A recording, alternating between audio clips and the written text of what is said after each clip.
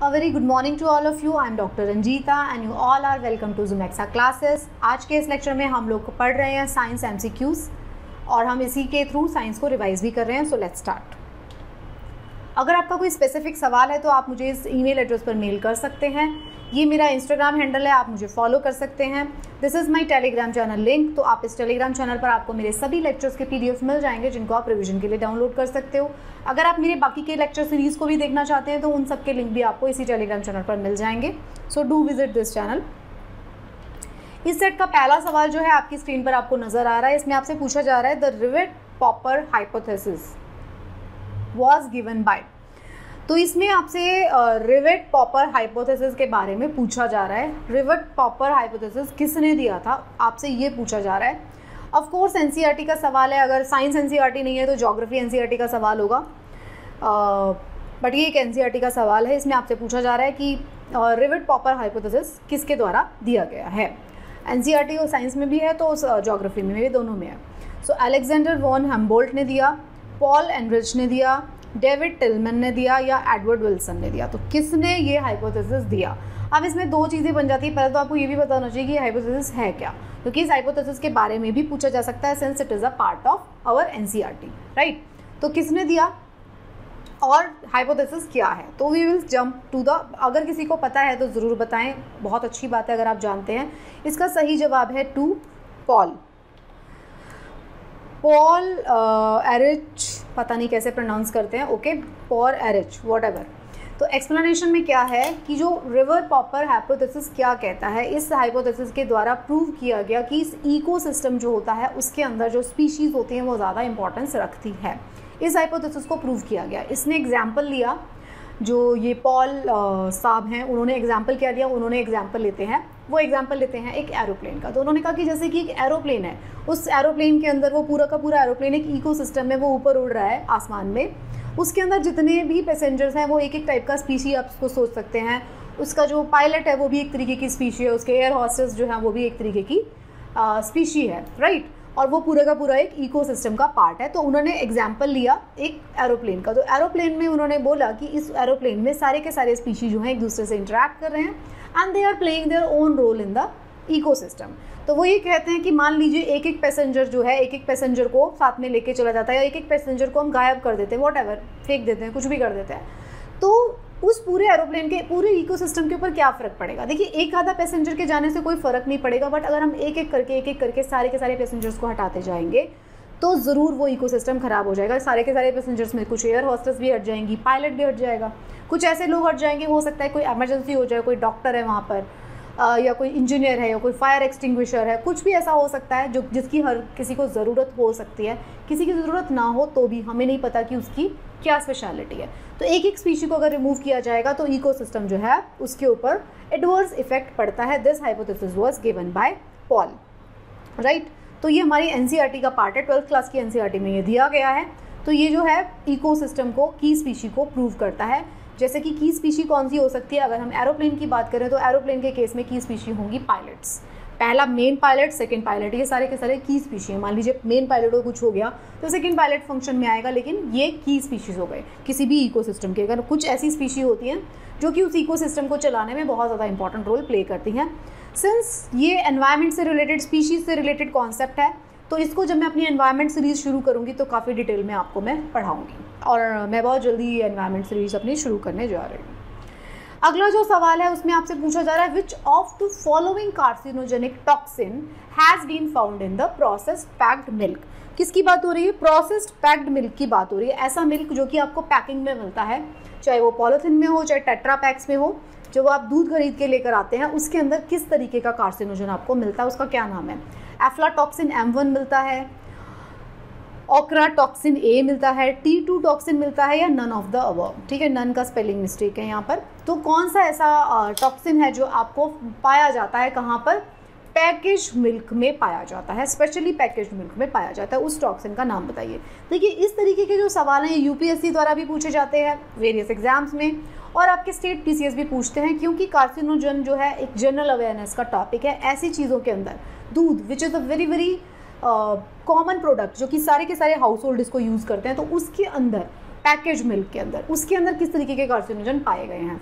ये जो सवाल है ये आया है रिसेंट जो स्टडीज़ कंडक्ट की गई, रिसेंट जो टेस्टिंग कंडक्ट की गई मिल्क के पैकेट्स पे, तब ये कार्सिनोजन देखने को मिलता है। तो इसका सही जवाब है 1 एफ्लाटॉक्सिन। एफ्लाटॉक्सिन M1 जो है वो एक कार्सिनोजन है। वो है क्या ये एक एंटीबायोटिक रेजिड्यू है। एंटीबायोटिक रेजिड्यू दूध के अंदर कैसे आ गया। अब ये देखिए, अब आता है यहाँ पे बायोमैग्निफिकेशन का रोल।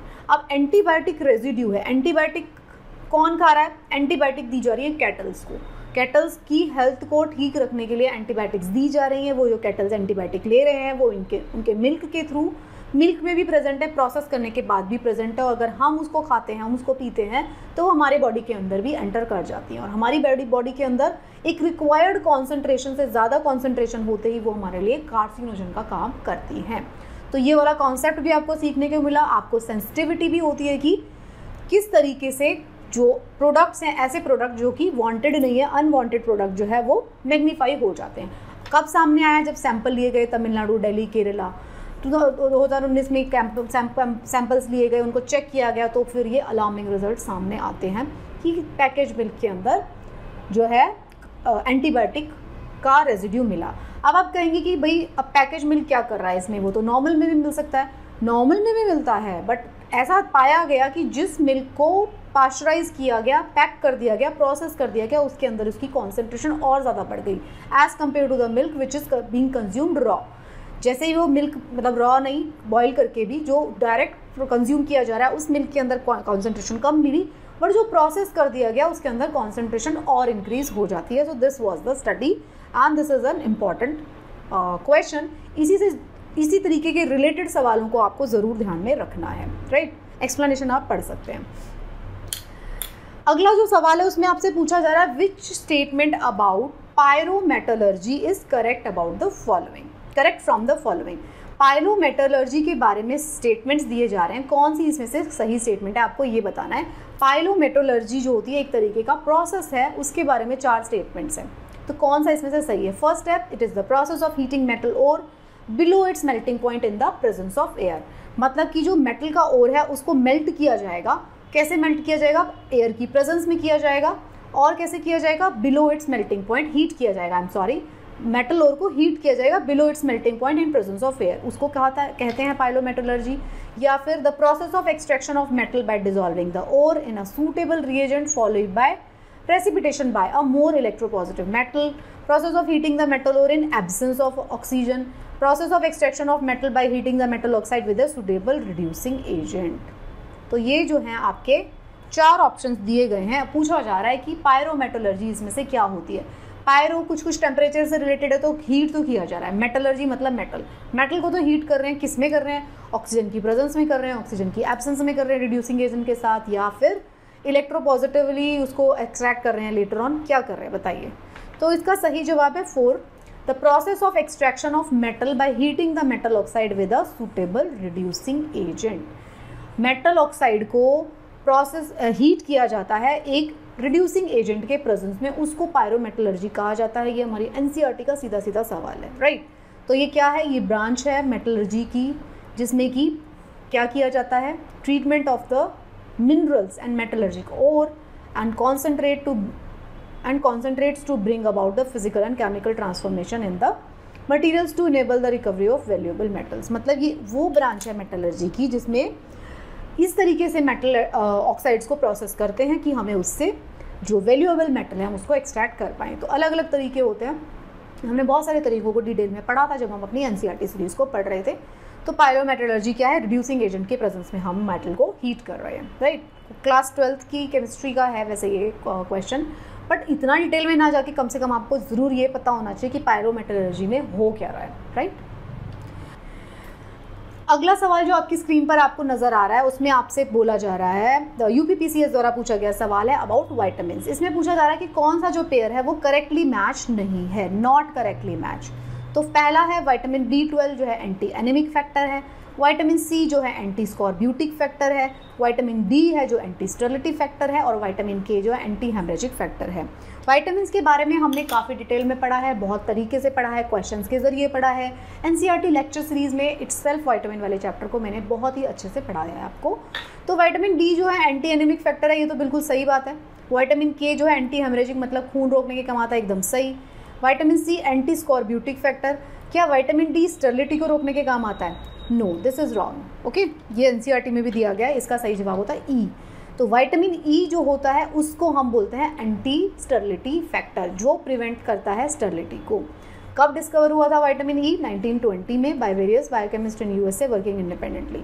तो विटामिन ई जो है वो एंटी स्टेरिलिटी फैक्टर है। विटामिन डी जो है उसको क्या कहते हैं? कैल्सिफेरॉल भी कहा जाता है, राइट। तो ये आप पूरा पढ़ सकते हैं पीडीएफ से।